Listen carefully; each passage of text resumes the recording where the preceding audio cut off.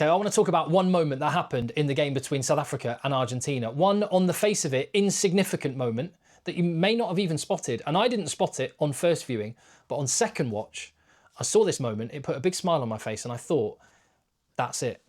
That is a moment that just captures what was so special about this performance on an individual level from Sacha Feinberg-Mngomezulu. So I want to share it with you. If you appreciate the content on the channel, give the video a thumbs up, help me reach other rugby fans, subscribe to the channel, leave your thoughts down below. And hopefully, because I am just sharing a very short clip, a small moment, hopefully, Sanzar, you're not going to take this video down.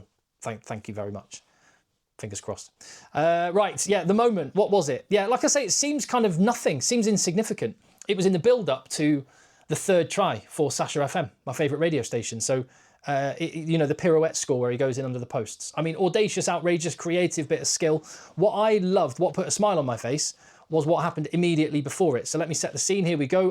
South Africa, I've got a, what was it, a 9-point cushion at this point. This is where they're just about to drop the hammer and just go through the gears and take the game away from Argentina. They're 4 metres out. Cobus Reinach's been caught in the breakdown, so there is no scrum half. So Sacha Feinberg-Mngomezulu is about to step up into the 9 position. Jan-Hendrik Wessels is trying to borrow in there to try and uncover the ball and make it available. Argentina look well set around the breakdown. They've got Julian Montoya. They've got Joaquin Oviedo stood there in the guard position. Pedro Rubiolo also just folding around to help them. So Argentina look pretty well set around the base of the breakdown. And here's the moment I love. Here's the moment that I really, really enjoyed. Because Jan-Hendrik Wessels is just about to pick the ball up. And Sacha FM has different ideas and pushes his teammate in the backside to get him out of the way.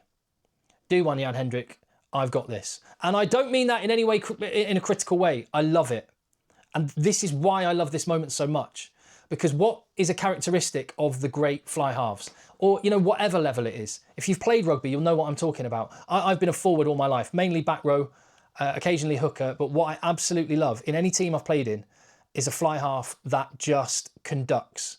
But yeah, conductor, that's the perfect word for it. They are the conductor for the team. They set the tempo, they set the shape, they are the decision maker, and they tell you where they want you, when they want you, and everything falls in around them. And when you have someone in that position who does that role, everything for everybody becomes so much easier. And this was a game where more than we've ever seen him on an international level, this was Sacha Feinberg-Mngomezulu assuming that role as the main man. And this moment of just pushing Jan-Hendrik Wessels in the backside because he went, no, I've got this. And I don't mean I've got this in a kind of I'm going to do it all myself way. I mean, I've got this. He's just being that decisive that he will just go and push in the backside a 120 kilo large human. Now, on the face of it, what I also love about what happens next is, it's on the face of it, just look at the picture, it looks like Sacha's made the poorest choice. Because Argentina are well set. They've got men there waiting. Big men there waiting. And you'd think the worst option would be you picking and going, Sacha. If you want to pick and go around the edge, let Jan-Hendrik Wessels do it. He's a big old unit. I'll tell you what, you've also got Malcolm Marx just behind you. Why not give it to him and let him truck it up? Not you. You're going to get smoked. Or you could pass the ball to Damien Willems, or he's got Kane and Moody outside him. They might be able to engineer a bit of space there because Argentina are pretty well set close to the breakdown. Now, I made a joke, a sort of flippant comment in my video yesterday that Sacha was like Neo in The Matrix. You know, in The Matrix, kind of the normal folk, life's going at normal speed, but for Neo, he just sees it differently and everything slows right down and he's got all the time in the world. Sacha was in The Matrix during this game. And a lot of people have described this try, the hat-trick try, as a moment of audacious creativity and off-the-cuff rugby. It was audacious, it was creative, brilliant athleticism. I don't believe for a second that this was off the cuff. I am absolutely convinced that just from this moment, get out of my way, I've got this, and what happens next? He knew exactly what he was going to do as he arrived at that breakdown. I think so. I mean, I think he's done something like this before.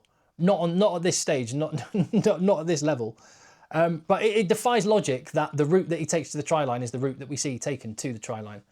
Because, I mean, and even as he picks the ball up and winds up for the dummy, like Julian Montoya is practically laying a paw on him. He can practically touch him. And you're thinking, well, no, if at this point you freeze it and speak to most coaches and go, what do you think the outcome's going to be if he tries to take it himself? Well, that's not going to end well. Probably 2 meters back behind the gain line and but he manages to pirouette and get away from Julian Montoya. Even at this point, you think, well, Pedro Rubiolo, he'll probably manage to get him.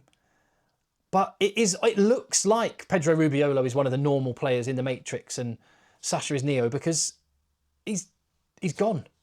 He's gone. And yeah, the try is audacious and brilliant. But like I say, that one little moment, and it is only a very, very small moment, insignificant on the face of it, but pushing Jan-Hendrik Wessels in the backside was a player saying, I've got this. And it was the same with how decisive the decision was to kick crossfield to Cheslin Colby. Seen it, bang, done. And when a fly half does that, great things happen. And that, when you hear old pros, legends talking about guys like Dan Carter, Johnny Wilkinson, go back to the grainy black and white footage of guys like Barry John, this is the sort of thing they say about great fly halves. And I think that is why it was such a special performance. That one little moment captures what was so different and special and why he was just on another level. It's because in his 15th test match, with a second consecutive start, having been injured last week, and yes, with a team that was performing really, really well around him, and none of this is possible without the other 22 guys playing at a very, very high level. And the last two games, the Boks have been outrageous. Like, they've levelled up big time. And we saw it for 20 minutes at the start of the Rugby Championship against Australia at Ellis Park as well. But on an individual level, that one little push in the backside, like I say, it made me smile. And I thought it spoke to something bigger. And as much as I would love to play you all of the highlights from all of Sacha's play, Sansa will probably take the video down, but hopefully they won't with this one little clip. If you appreciate the content, then let me know in the comments. Give the video a thumbs up, hit subscribe, and I'll see you on the next one.